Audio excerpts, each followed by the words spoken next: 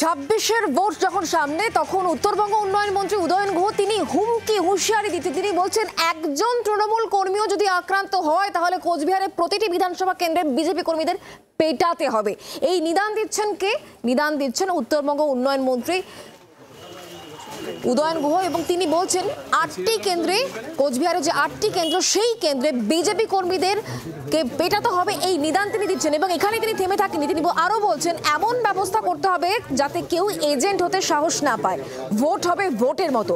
সীতায়ে 21 জুলাই প্রস্তুতি সভায় এমনই মন্তব্য উদয়ন গুহ।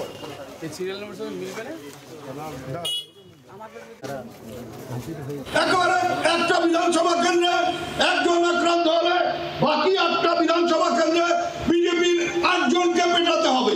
ওই বিজেপি 8 জনকে পেটাতে পারি তাহলে দেখবেন ওই 8 জন এবং তাদের পরিবারের লোকেরা বিজেপির উপর চাপ সৃষ্টি করবে যে তোমরা গুলি চালিয়ে ঘরে বসে আছো আর ডান খাওয়ার লাগছে আমরা, তাহলে আর দেখবেন ওই সাহস করিয়া আর এইসব গুলিগুলা চালাবে না।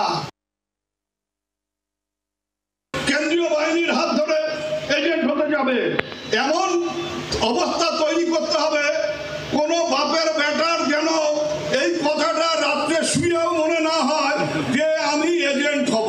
এখন এজেন্ট হওয়ার সাহসী যাতে কারণ না হয় সেই পরিস্থিতিটা তৈরি করবেন, ভোট হবে ভোটের মতো।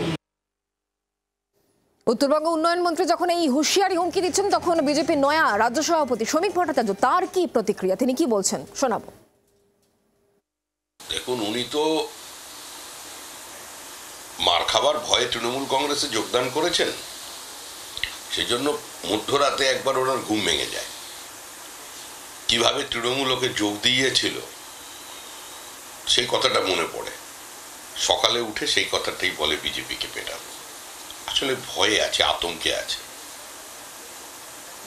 যে ভাষা উনি বলেছেন এবং যে রাজনীতি উনি করছেন, উনি ভবিষ্যতে কোনো সময় মব লিঞ্চিং এর শিকার না হয়ে যান সেটা নিয়ে ওনার একটা আতঙ্ক আছে, আর তার থেকেই উনি এ ধরনের কথা বলছেন। বাংলার আওয়াজ, বাঙালির আবেগ, জি 24 ঘন্টা।